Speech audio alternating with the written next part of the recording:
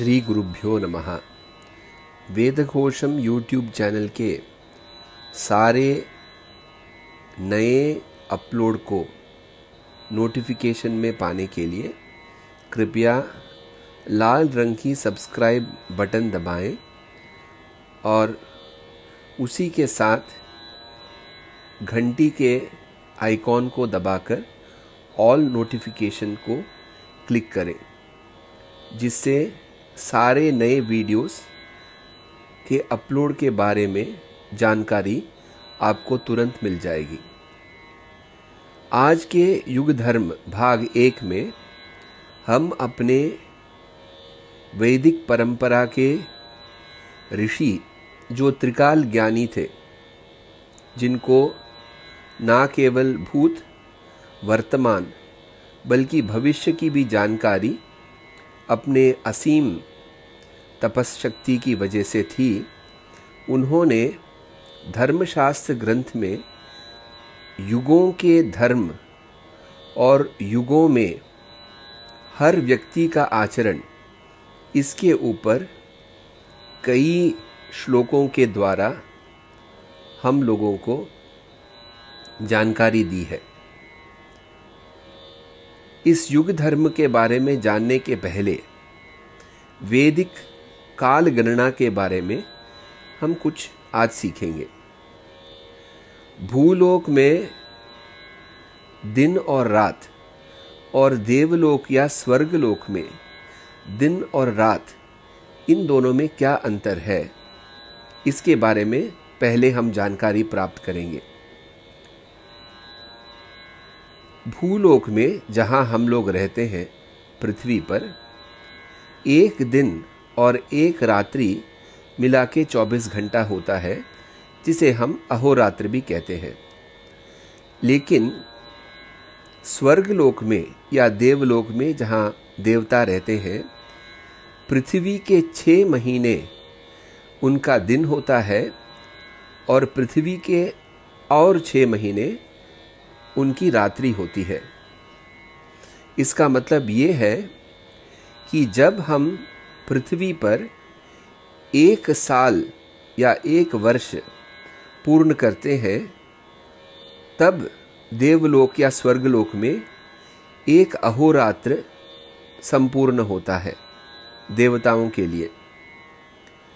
तो हमारे मनुष्य वर्ष और देव वर्ष के बीच में ये अंतर है कि जब हम भूलोक में रहकर 360 मनुष्य वर्ष बिताएंगे, तो वो देवलोक में देवताओं के लिए एक पूरा संपूर्ण वर्ष होगा।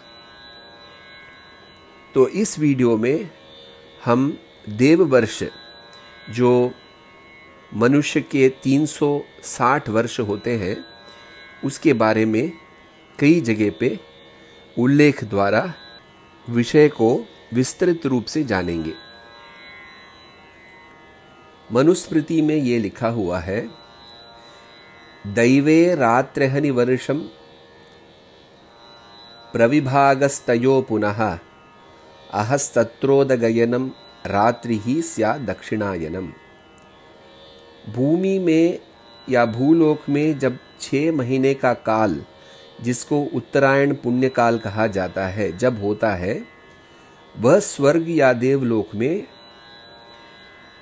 दिन का समय है देवताओं के लिए, जो हम पंचांग से जान सकते हैं।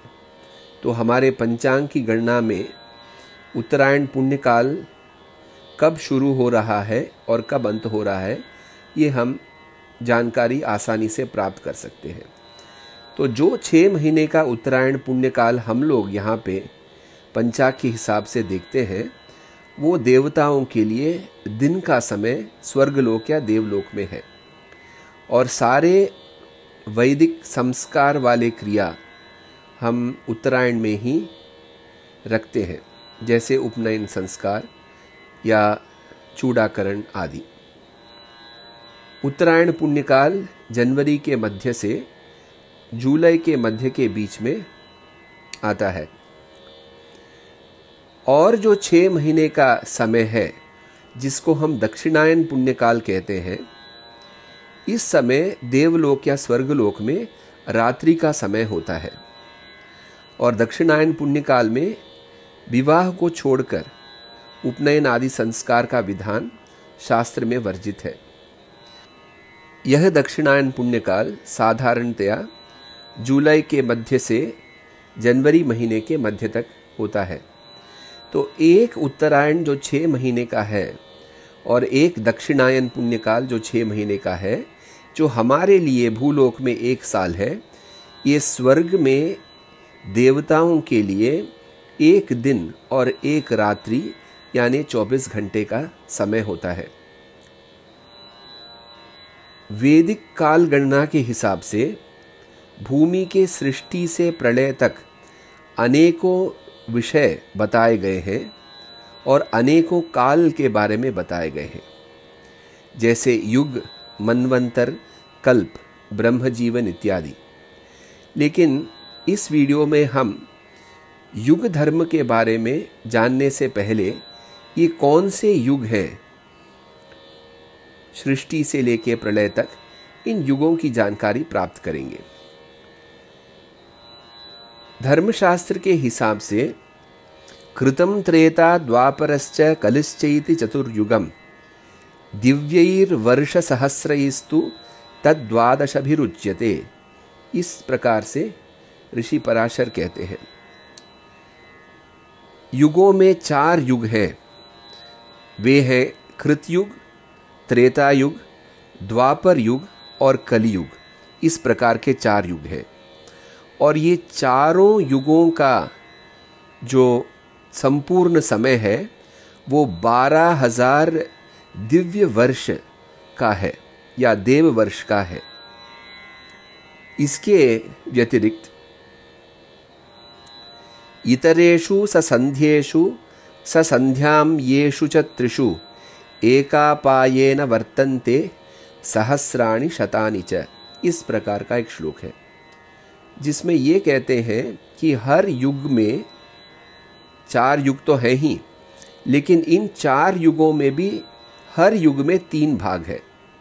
जो पहला भाग है उसको हम संध्या काल कहते हैं, जिसको युगारंभ काल भी कहा जाता है, यानी युग के आरंभ का काल। और फिर युग का जो संपूर्ण समय है वो, और संध्यांश काल यानी युग खत्म होने का जो समय है उसको संध्यांश काल कहते हैं। तो इस प्रकार हर युग में 3 विभाजन है वर्षों का, और इसमें पहला संध्या काल, फिर युग का संपूर्ण काल और फिर संध्यांश काल। ये तीनों मिला के ही संपूर्ण युग का काल होता है। और इसमें ये भी कह रहे हैं कि ये संध्या काल और संध्यांश काल 100 दिव्य वर्षों से घटेगी जैसे युग आगे बढ़ता है, और जो युग का काल है वो 1000 दिव्य वर्षों से घटते जाएगा। तो इस हिसाब से अगर हम पहले युग के बारे में धर्मशास्त्र से जानकारी लें तो इसमें 4,000 वर्षाणि तु कृतं युगम ऐसा बताया गया है।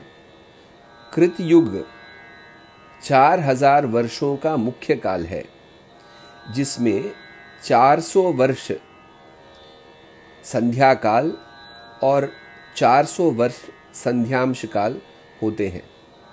तो इसका जो संपूर्ण काल है 4800 दिव्य वर्षों का या देव वर्षों का काल है पहला युग, जिसको हम कृत युग या सत्य युग भी कहते हैं।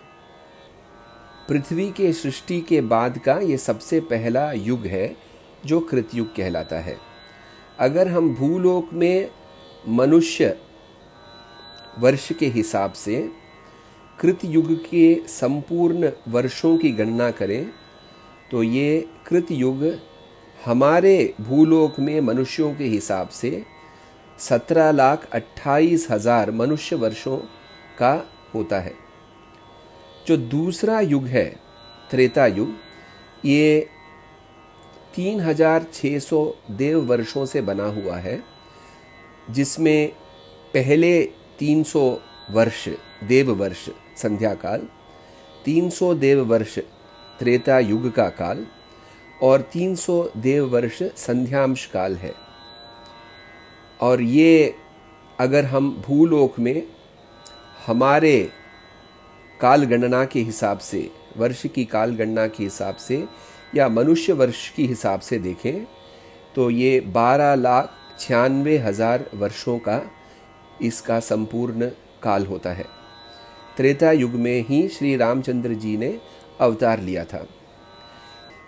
तीसरे युग को द्वापर युग कहते हैं, जो 2400 देव वर्ष से बना हुआ है, जिसमें प्रथम 2000 देव वर्ष संध्या काल, 2000 देव वर्ष द्वापर युग का काल और 200 दिव्य वर्ष संध्यांश काल है। और अगर हम इसको अपने भूलोक के मनुष्य वर्ष के हिसाब से देखेंगे तो द्वापर युग का संपूर्ण समय 8,64,000 मनुष्य वर्षों से बना हुआ है। और इसी युग में श्री कृष्ण का अवतार हुआ था। चौथा युग जो अंतिम युग है, जिसमें अभी हम रह रहे हैं, इसको कलयुग जिसे कहते हैं, इसका संपूर्ण समय 1200 देव वर्षों का है, जिसमें प्रथम 100 वर्ष संध्या काल, 1000 वर्ष कलियुग का काल और 100 वर्ष संध्यांश काल है। और मनुष्य वर्ष के गणना के हिसाब से ये 4,32,000 मनुष्य वर्षों का संपूर्ण काल है कलियुग। आज 2020 साल में कलियुग का आरंभ होकर 5,122 वर्ष हुए हैं। तो हम कलियुग के प्रथम चरण में ही अभी हैं और 4,26,878 साल और कलियुग की समाप्ति के लिए है। तो इस प्रकार से ये चतुर्युग की गणना हमारे धर्मशास्त्र में बताई है।